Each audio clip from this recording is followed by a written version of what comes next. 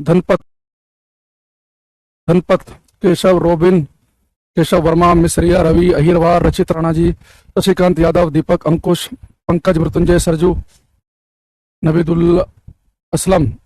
चलो बहुत नमस्कार। उम्मीद कर रहा हूँ कि स्वतंत्र मेरी आवाज सब पहुंच रही है। तो एक बार कमेंट करके बताएंगे कि ऑडियो वीडियो कैसी है, फिर हम आज का रंगारंग कार्यक्रम करेंगे शुरू। ठीक है।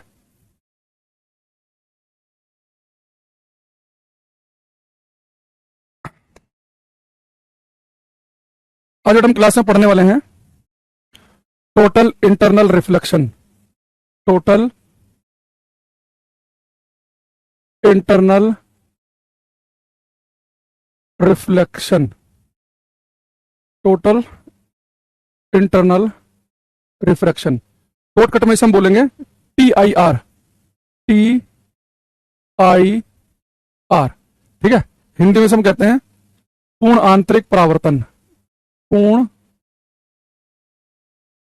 आंतरिक परावर्तन, टोटल इंटरनल रिफ्लेक्शन। ठीक है।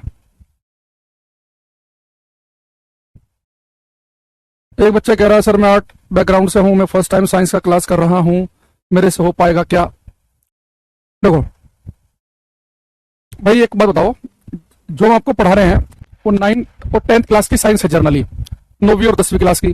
तो जो बच्चा 9th क्लास में 10th क्लास में जाता है वो तो पहली बार ही जाता है, वो तो नहीं कहता जी मैंने तो आज तक साइंस नहीं पढ़ी तो मैं कैसे पढ़ लूंगा। तो ये इन चीजों से बचो। ठीक है।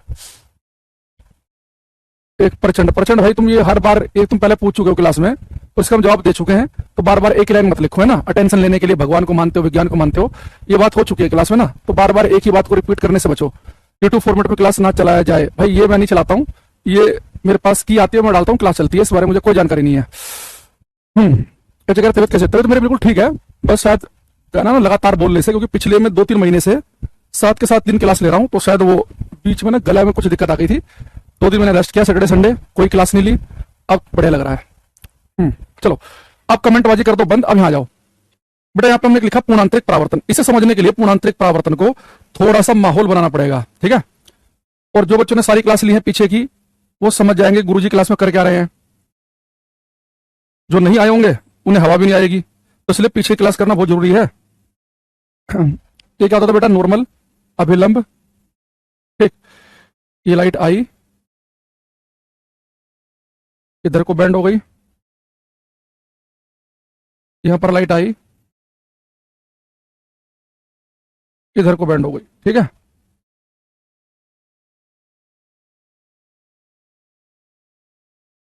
लाइट जिस एंगल पर आएगी वो आई होता है, जिस पर जाएगी वो आर होगा।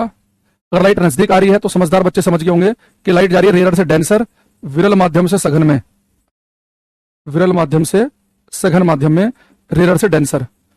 इस वाले केस में लाइट दूर हट रही है, यानी कि लाइट जा रही होगी डेंसर टू रेयर, सघन से विरल।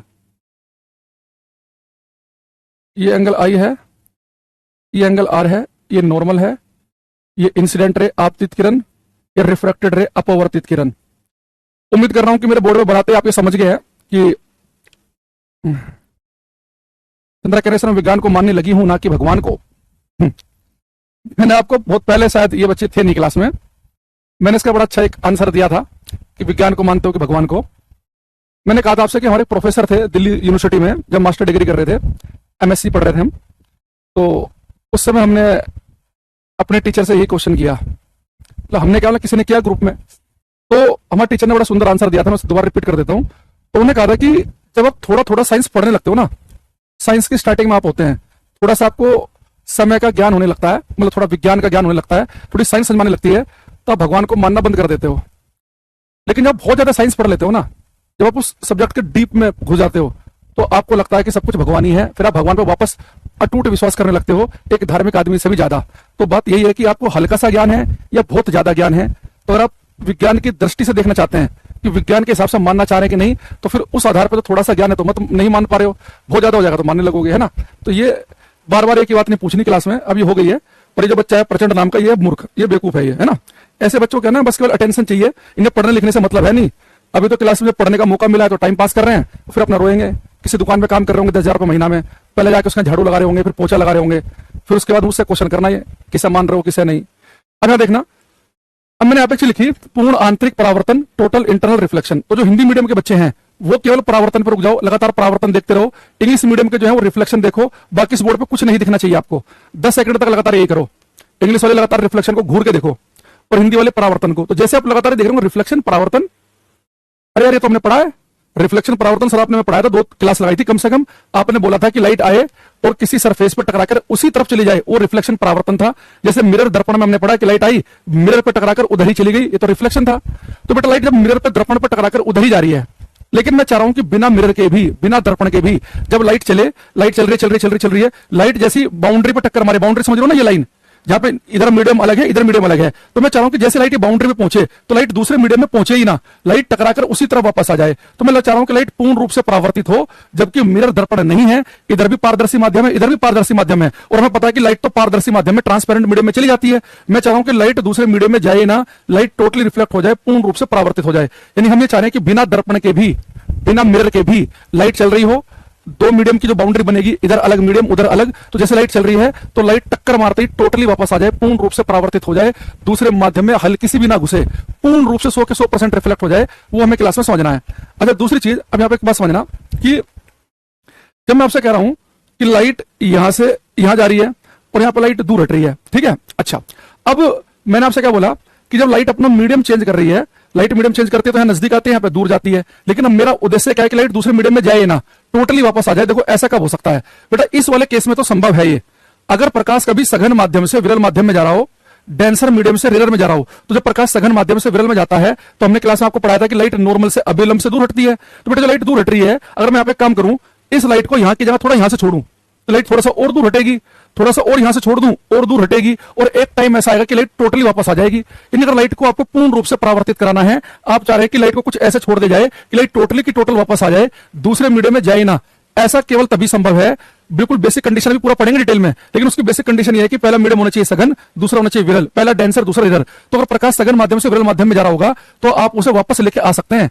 इस केस में संभव नहीं है, क्योंकि जब प्रकाश जाता है रेयर से डेंसर, विरल से सघन, तो लाइट तो नॉर्मल के नजदीक आती है, तो यहाँ पर लाइट और चिपक जाएगी और चिपक जाएगी, बिल्कुल चिपक ही जाएगी, यहाँ पर लाइट वापस नहीं आ पाएगी। यानी कम से कम मुझे पता चल गया कि टोटल इंटरनल रिफ्लेक्शन अगर मुझे कराना है, लाइट को पूर्ण रूप से परावर्तित कराना है, तो ये काम कब संभव है, केवल डेंसर से रेयर में, रेयर से डेंसर में संभव नहीं है। तो पेपर में क्वेश्चन कैसा आएगा वो समझो। पेपर में आपसे कहेगा कि पूर्ण आंतरिक परावर्तन की घटना कब संभव है, ऐसा कब संभव होगा कि प्रकाश पूर्ण रूप से परावर्तित हो जाए, दूसरे मीडियम में ना जाए। तो एक ऑप्शन लिख देगा जब प्रकाश विरल से सघन की तरफ जा रहा हो, एक लिख देगा कि सघन से विरल, एक में कह देगा दोनों केस में संभव है, एक में कहेगा दोनों केस में ही संभव नहीं है। तो हमारा आंसर होगा कि केवल संभव है डेंसर टू रेयर। वो कैसे वापस आएगी लाइट अभी समझेंगे हम, लेकिन मैंने क्या कहा कि पूर्ण आंतरिक परावर्तन के लिए पहला माध्यम सघन होना चाहिए, दूसरा विरल होना चाहिए, पहला डेंसर और दूसरा रेयर। डेंसर का मतलब यह है कि जिसका रिफ्रैक्टिव इंडेक्स ज्यादा हो वो पहला मीडियम होना चाहिए, और जिसका रिफ्रैक्टिव इंडेक्स अपवर्तनांक कम हो वो दूसरा मीडियम होना चाहिए। अभी मैं क्वेश्चन पूछूंगा आपसे, पहले की लाइन लिख लो, हिंदी वाले लिख लेंगे, चलो पहले इस बार लिखेंगे। पूर्ण आंतरिक परावर्तन की घटना, पूर्ण आंतरिक परावर्तन की घटना केवल तभी संभव है जब प्रकाश सघन से विरल माध्यम में जाता है, जब प्रकाश सघन से विरल माध्यम में जाता है। इंग्लिश वाले बच्चे लिखेंगे TIR is possible only when, TIR is possible only when when light enters from denser to rarer medium, when light enters from denser to rarer medium। पूर्ण आंतरिक परावर्तन की घटना केवल तभी संभव है जब प्रकाश सघन से विरल माध्यम में जाता है। ठीक है, फैजान हुसैन कह रहे सर सी नेट के पेपर क्वेश्चन सब आपकी क्लास से थे, कोई फिजिक्स के। सी नेट क्या है भाई, हमें तो पता ही नहीं है सी नेट क्या होता है। ठीक है, अच्छा अब यहां पे बात समझना, ये क्वेश्चन पेपर में देखो कैसा आया, ये मैं आपसे पूछ रहा हूं। अगर आपने इतना सुनने के बाद भी गलत कर दिया तो इसके जिम्मेदार केवल आप होंगे, इतनी कहानी सुनने के बाद भी। बस ये कि आप पिछली क्लास अगर आपने ले रखी है तो कर दोगे अटेम्प्ट इसे, पहले क्वेश्चन को ध्यान से पढ़ लेना, मैं फिर बाद में बोलो कि जब मैंने ध्यान नहीं दिया। पहले क्वेश्चन को पढ़ो 2 बार कि पूछ क्या रहा है, फिर इसका आंसर देना। 100% सही आंसर चाहिए हमें, इसका,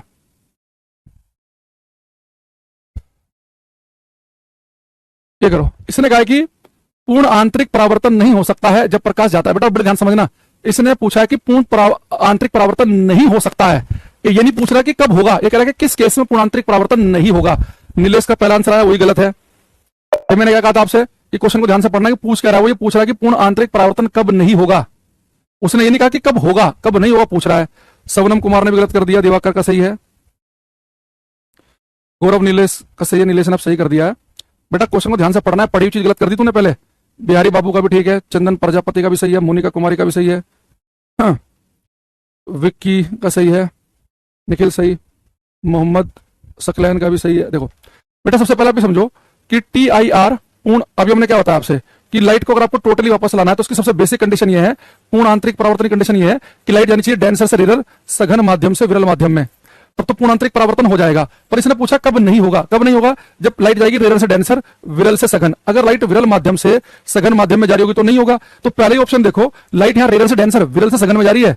वाटर का रिफ्रैक्टिव इंडेक्स होता है 1.33, कांच का होता है 1.5, तो लाइट जा रही है विरल से सघन, रेरर से डेंसर, तो रेरर से डेंसर वाले केस में नहीं होगा।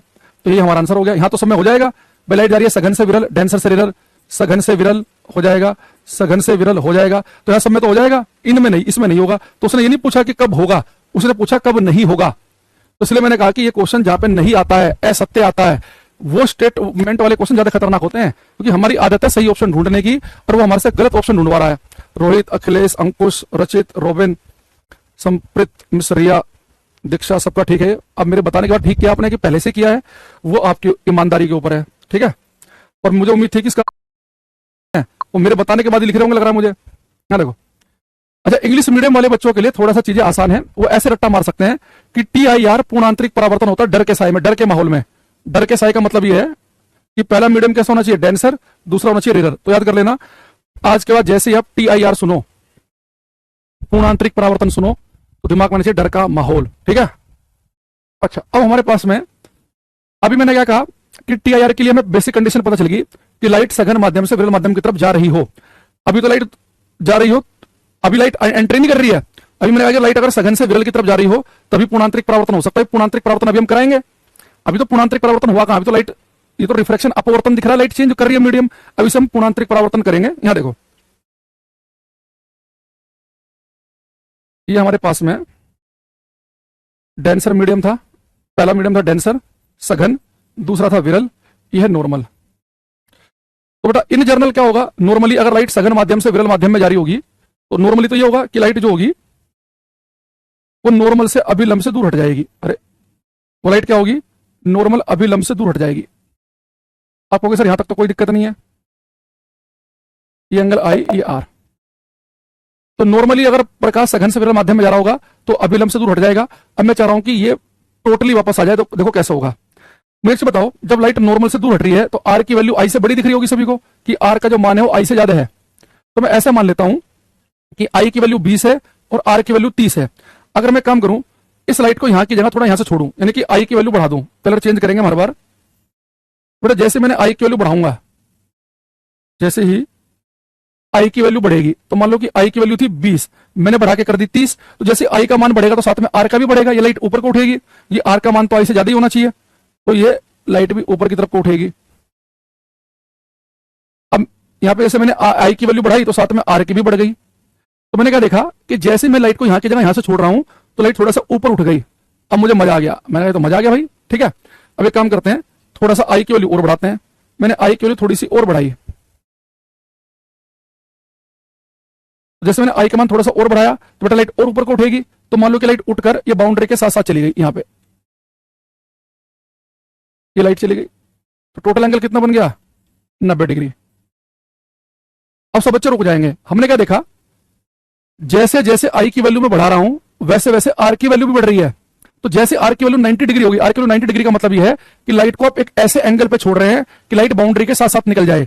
तो जिस समय R की वैल्यू 90 डिग्री होती है, यानी जिस समय लाइट बाउंड्री के साथ साथ जारी होती है, उस समय बेटा I की जो भी वैल्यू होगी, 32, 35, 36 जो भी होगी, इसे हम कहते हैं क्रिटिकल एंगल, क्रांतिक कोण। ये बहुत इंपॉर्टेंट कॉन्सेप्ट है, ये क्वेश्चन आएगा इससे 100%।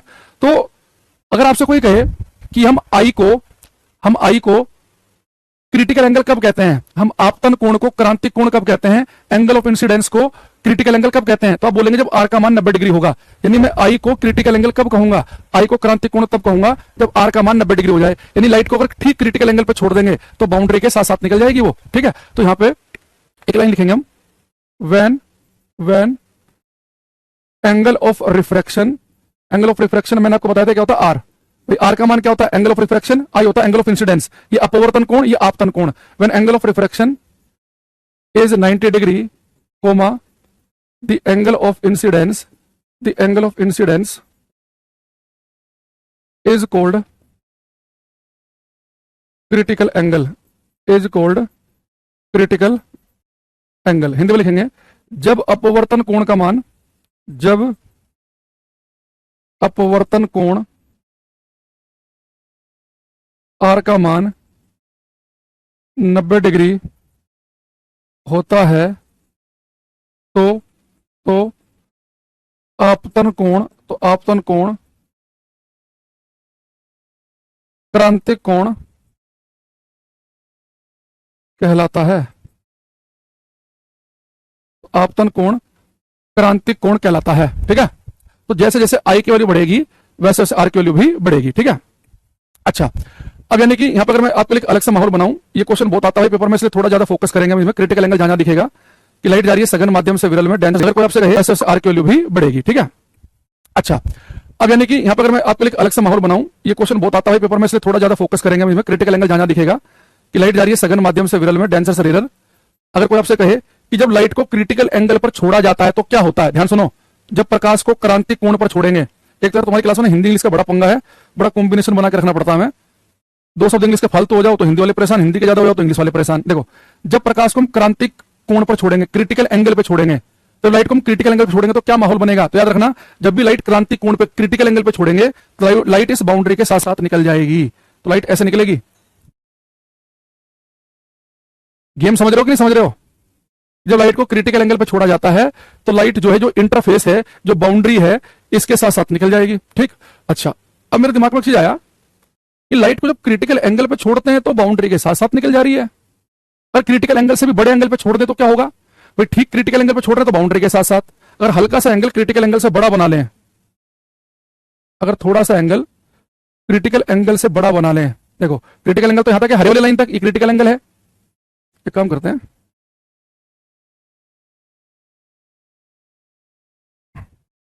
ठीक है बेटा, हमारे पास क्रिटिकल एंगल, अगर मैं लाइट को क्रिटिकल एंगल से भी बड़े एंगल पे छोड़ दूं तो यहां तक तो क्रिटिकल एंगल है ये, हरे वाली लाइन तक। अगर मैं लाइट को क्रिटिकल एंगल से बड़े एंगल पे छोड़ दूं तो लाइट उठकर इसी मीडियम में वापस आ जाएगी, यानी कि टोटली वापस आ जाएगी, पूर्ण रूप से परावर्तित हो जाएगी। यानी कि अगर लाइट को आपको टोटली रिफ्लेक्ट कराना है, पूर्ण रूप से परावर्तित कराना है, तो कंडीशन क्या है कि लाइट को क्रिटिकल एंगल क्रांतिक कोण से भी बड़े कोण पर छोड़ना चाहिए।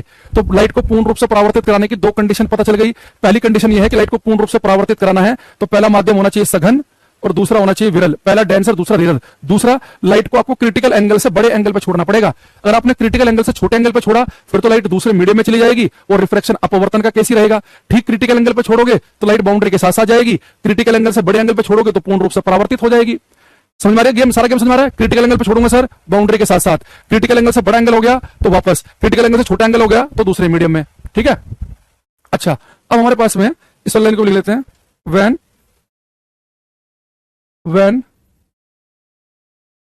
angle of incidence is greater than critical angle,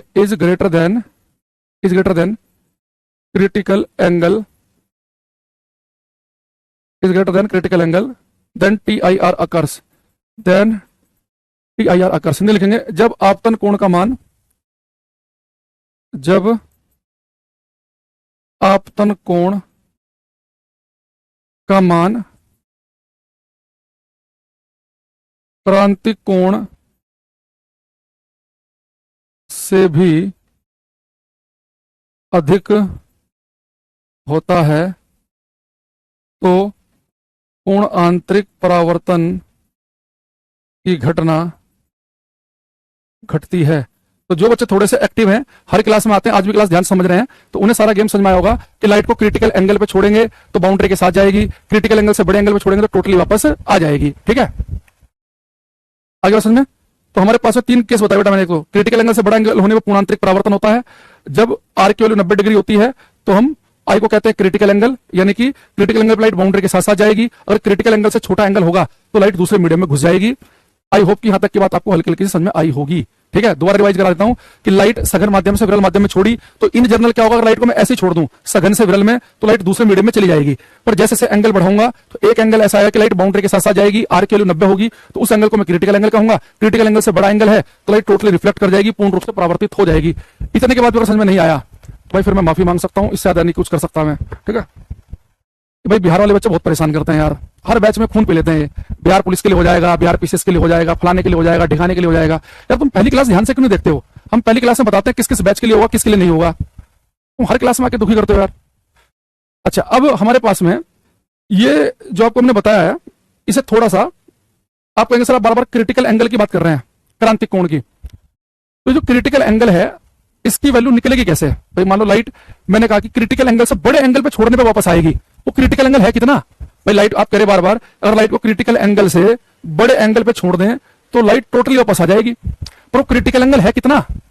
10 degree है, 20 है, 50 है, 60 है, क्या वो एंगल तो बताओ, ताकि हम उससे बड़े एंगल पे छोड़ें और लाइट टोटली वापस आए, हम भी मजा देखें। देखो बेटा, क्रिटिकल एंगल की वैल्यू क्या होगी वो इस बात पर डिपेंड करेगी दो मीडियम आपने कौन से लिए। भाई सघन से विरल लाइट जानी चाहिए, तो सघन से विरल तो ये भी हो सकता है कि लाइट कांच से हवा में जा रही हो, सघन से विरल ये भी हो जाएगा पानी से हवा में जा रही हो, सघन से विरल ये भी हो जाएगा कि डायमंड से हवा में जा रही हो। तो बहुत सारे केस बन सकते हैं भाई, पहला मीडियम सघन, दूसरा विरल, पहला डेंसर, दूसरा रेयर, ऐसे तो बहुत सारे केस बन जाएंगे। भाई यहाँ पे वो ले लो जिसका रिफ्रैक्टिव इंडेक्स ज्यादा, यहाँ पे वो ले लो जिसका कम हो। तो क्रिटिकल एंगल की वैल्यू है क्या कि जिससे ज्यादा छोड़ने पर लाइट वापस आती है, वो क्रिटिकल एंगल की वैल्यू डिपेंड करती है दो मीडियम कौन से हैं। ये कोई फिक्स वैल्यू नहीं है। और क्रिटिकल एंगल निकालने का मैं फॉर्मूला बताऊंगा आपको, उससे न्यूमेरिकल आपको दिखेगा, तो हम क्लास के अंदर करेंगे। ठीक है, देखो अब इसमें लिखेंगे हम, यहां पे देखो बेटा, फ्रॉम स्नेल्स लॉ, स्नेल के नियम से, फ्रॉम स्नेल्स लॉ, स्नेल के नियम से, स्नेल के नियम से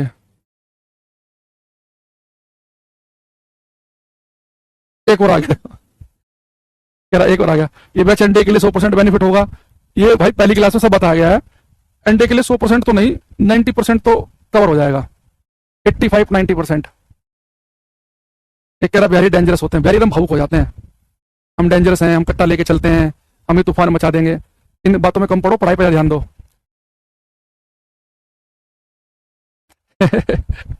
एक बच्चा कह रहा है कि तेजू भैया को पार्टी से निकाल दिया। पॉलिटिक्स डिस्कस करेंगे जिस दिन उस दिन बताएंगे। बाकी तेजू भैया अपने फेवरेट है यार, एकदम बढ़िया आदमी है। भारतीय राजनीति में कमी लोग हैं ऐसे। अब देखो स्नेल का जो नियम है, sine I upon sine R is equal to होता है N2 अपॉन N1। ध्यान सुनना, एक ही फॉर्मूला बताऊंगा क्रिटिकल एंगल का, उससे बहुत सारे क्वेश्चन कराऊंगा। और आप क्रिटिकल एंगल, वो सॉरी क्रिटिकल एंगल निकालने का एक ही फॉर्मूला बताऊंगा। कैसा भी क्वेश्चन आ जाए, टांग इधर से पकड़ ले, इधर से पकड़ ले, कान इधर से पकड़े कि उधर से पकड़े, वहां ऐसे मोड़ दे कि ऐसे मोड़ दे, आप हर प्रकार का क्वेश्चन बना पाएंगे। एक ही फॉर्मूला, ध्यान समझना। देखो भाई स्नेल का नियम था sine I upon sine R is equal to N2 upon N1। अब मुझे बताओ, मैंने आपसे क्या बताया था कि जब आर की वैल्यू 90 डिग्री हो जाती है, जब अपवर्तन कोण आर का मान 90 डिग्री होता है, तो हम आपतन कोण आई को क्रिटिकल एंगल कहते हैं। यानी कि जब आर की वैल्यू 90 डिग्री हो जाती है, when R is equal to 90 degree, जब आर का मान 90 डिग्री हो जाता है, आर की वैल्यू 90 डिग्री होती है, तो बेटा हम आई को हम क्या कहते हैं? क्रिटिकल एंगल, क्रांतिक कोण। ठीक है, तो देखना, जब आर की वैल्यू 90 डिग्री है, आई को हम क्रिटिकल एंगल कहते हैं। तो हम आई को क्रिटिकल एंगल कब कहते हैं? जब आर का मान कितना हो जाए? 90 degree, is equal to N2 upon N1। Sine 90 की वैल्यू कितनी होती है बेटा? 1। तो साइन 90 होता है 1, तो यानी कि साइन आई सी कितना हो गया? N2 upon N1। बस ये फॉर्मूला एक याद रखना है और कुछ याद नहीं रखना, इसे रट लो। यहाँ पे आईसी क्या है? Critical angle. Sine IC is equal to N2 upon N1, बस याद रख लो। रजनेश तुम समझदार हो भाई। देखो यहां देख, ध्यान समझना कि जैसे पेपर में आपसे क्रिटिकल एंगल पूछे, बस आपको क्या याद रखना है? N2 upon N1, N2 upon N1। N1 क्या है? पहले मीडियम का रिफ्रैक्टिव इंडेक्स, और N2 क्या है? दूसरे मीडियम का। तो दूसरा पहला मीडियम तो आप समझ रहे हो ना भाई, जहां से लाइट चलेगी वो पहला मीडियम है, और जहां लाइट पहुंचेगी वो दूसरा। क्रिटिकल एंगल निकालना तो पहला मीडियम सघन ही होना चाहिए, दूसरा विरल ही होना चाहिए। यानी जब भी आप क्रिटिकल एंगल की वैल्यू निकालो तो N2 अपॉन N1 याद रखना। बस N2 क्या है? दूसरे मीडियम का अपवर्तनांक, और N1 क्या है? पहले मीडियम का अपवर्तनांक, रिफ्रैक्टिव इंडेक्स। इतना याद रख लेंगे। देखो बहुत सारे बच्चों ने किताबों से रट्टा मारा होगा, तो उन्होंने क्रिटिकल एंगल, जैसे बच्चा लिख भी रहा है सामने, शिवम कुमार, आपने क्रिटिकल एंगल का फॉर्मूला पढ़ा होगा 1/n। बहुत सारे बच्चों ने किताबों से n2/n1 नहीं पढ़ा होगा, इसलिए वो कुछ पर्टिकुलर क्वेश्चन ही कर पाते, सारे क्वेश्चन नहीं कर पाते। देखो बेटा n2/n1 ये कंप्लीट फॉर्मूला है। जो आपने 1/n पढ़ा है ना, वो केवल देखो कब काम करेगा, वो केवल तब काम करेगा अगर लाइट किसी मीडियम से, अगर बेटा लाइट किसी मीडियम से मान लो कि एयर में जा रही है, यानी कि दूसरा मीडियम अगर मैं फिक्स कर दूं एयर, मान लो पहला मीडियम कुछ भी हो सकता है, कांच, पानी, डायमंड, कुछ भी हो सकता है। अगर दूसरा मीडियम में फिक्स कर दूं कि एयर है, तो क्या होगा? आप कहेंगे सर पहला मीडियम जो है वो उसका रिफ्रैक्टिव इंडेक्स n मान लो, और जो एयर है उसका तो रिफ्रैक्टिव इंडेक्स न्यूमेरिकल में हम 1 लेके चलते हैं। तो मैं यहां पे वैल्यू पुट करूंगा तो साइन आई सी कितना हो जाएगा? n2 की वैल्यू तो 1 है, n1 की वैल्यू मैंने क्या मान ली? n मान ली। तो ये फॉर्मूला केवल तभी वैलिड है 1/n वाला अगर दूसरा मीडियम एयर हो, तभी ये काम करेगा। लेकिन ये फॉर्मूला हर केस में काम करेगा, चाहे लाइट पानी से, चाहे लाइट कांच से पानी में जा रही हो, चाहे कांच से हवा में जा रही हो, चाहे डायमंड से कांच में हो, चाहे डायमंड से पानी में हो, चाहे डायमंड से हवा में हो। तो अभी n2/n1 याद रखेंगे, ये केवल एक स्पेशल केस में ही वैलिड है, जब दूसरा मीडियम हवा हो तभी ये फॉर्मूला काम करेगा, अदरवाइज नहीं करेगा। केवल स्पेशल केस में ये फॉर्मूला हमेशा काम करेगा। ये जर्नल फॉर्मूला इसे लिख लो, 2-4 न्यूमेरिकल करेंगे, आप समझ जाओगे कि इजीली हमें इसे कैसे अप्लाई करना है। ठीक है, चलो अब हम इसमें क्वेश्चन करते हैं। उसे भूल जाओ, आप इसे याद रखो भाई। स्नेल, ये तो तुम्हें समझ में आया ना फॉर्मूला बना कैसे? ये हमने आपको बताया कि स्नेल का नियम ये पढ़ा रखा हमने, जो जिसने नहीं पढ़ा पीछे क्लास देख लेगा वो। आर की वैल्यू 90 डिग्री होती है, तो मैंने कहा था कि हम आई को क्रिटिकल एंगल कहते हैं। तो आई के जहां क्रिटिकल एंगल का पुट करेंगे, जब आर का मान 90 होगा, साइन 90 होता है 1, तो ये फॉर्मूला बन गया। अब किसको समझ में आ रहा नहीं आ रहा वो उसकी गलती है, केवल इसमें हमारी कोई गलती नहीं है। हमने बहुत तरीके से बहुत ध्यान से चीजें बताई हैं। अब आप कितना पढ़ते हो वो भाई तुम्हारे ऊपर है। करो ये। एक बच्चा कह रहा है सर अगर दोनों मीडियम का रिफ्रैक्टिव इंडेक्स सेम हो तो क्रिटिकल एंगल कैसे बनेगा? बिहारी बाबू लग रहा है पहली, इसका भाई नाम ही बिहारी बाबू है, कि तुम सोचो कि मैं ऐसे बोल रहा हूं। इस बच्चे का नाम बिहारी बाबू है। भाई बाबू, अभी मैंने क्या बोला कि पहला मीडियम होना चाहिए सघन, दूसरा होना चाहिए विरल। अगर दोनों का रिफ्रैक्टिव इंडेक्स सेम होगा तो फिर क्रिटिकल एंगल कैसे आ जाएगा? एक मीडियम का रिफ्रैक्टिव इंडेक्स ज्यादा होना चाहिए ना पहले वाले का। इसने कहा कि प्रकाश की किरण कांच से पानी में चलाई जाती है तो क्रांतिक कोण का मान बताना है। ये अगर तुमने गलत किया है, कि समझ जाओ कि बेइज्जती वाली बात है। राहुल कुमार मंडल ने गलत कर दिया है। वेद प्रकाश सवनम कुमार का बिल्कुल ठीक आंसर है। सुनील का भी ठीक है। राजन कुमार कह रहे हैं गुड मॉर्निंग। विपुल कह रहे हैं सी। एक बच्चा कह रहा है, गौरव शर्मा कह रहा है बी। सुबोध कुमार पढ़ाई पर ध्यान दो, कोई डिफरेंस नहीं है। डाविड निखिल सबका सही है। विकास कुमार गलत है। पूजा का सही है। राहुल कुमार मंडल बार बार लिखने से ठीक नहीं हो जाएगा, गलत है तुम्हारा। रचित राणा का सही है। 2 बच्चों को गलत आया अभी तक, जिन्होंने ए और बी आंसर दिया है। इस क्वेश्चन का आंसर है सी ऑप्शन। देखो कितना आसान क्वेश्चन है। कह रहा है कि प्रकाश की किरण चलाई जा रही है कांच से पानी में, ग्लास से वाटर में। तो हमारे से कह रहा है कि वो क्रिटिकल एंगल का मान बता दो। बेटा जैसे आपसे क्रिटिकल एंगल पूछे तो सारी चीज छोड़ दो, सबसे पहले इसका फॉर्मूला लिख लो, sine I c is equal to n2/n1। तो सब कुछ चीजें साइड में करो, पहले लिखो फॉर्मूला। अब देखो क्वेश्चन क्या कह रहा है कि प्रकाश की किरण कांच से पानी में चला गया। पहला मीडियम है कांच, दूसरा है पानी। और ये भी चेक कर लेना कि आपने सही लिखा है कि नहीं लिखा है, क्योंकि पहला मीडियम होना चाहिए सघन, डेंसर। तो ग्लास जो है वो डेंसर मीडियम ही है। पानी के सामने पानी क्या है, रेयर। तो न्यूमेरिकल में मैंने आपको बताया था कि पानी का रिफ्रैक्टिव इंडेक्स 1.33 की जगह 4/3 यूज कर लिया करो, एक ही बात होती है वो। इससे कैलकुलेशन आसान रहेगी। ग्लास का होता है 1.5 यानी कि 3/2। बस वैल्यू पुट कर दो यहाँ पे। n2 की वैल्यू कितनी है? 4/3।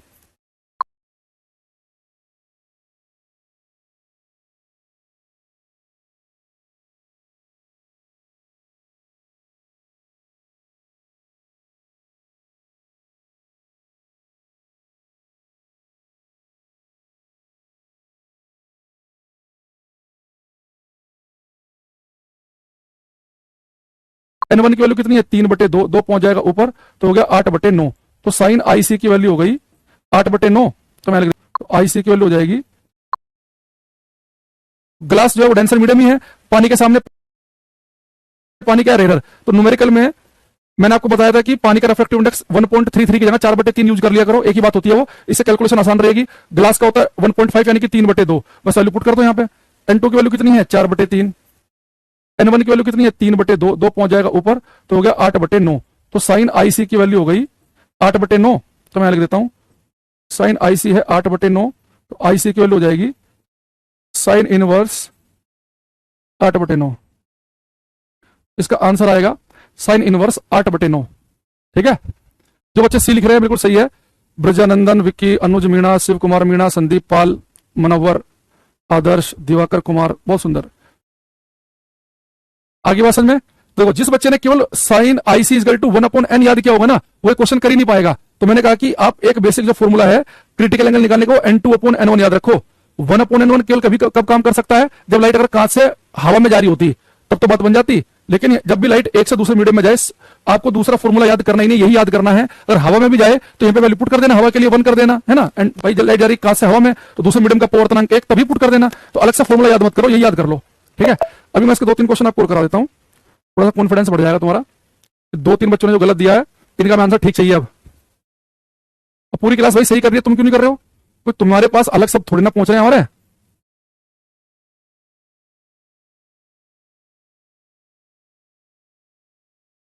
1 2 3 4 5 6 7 8 9।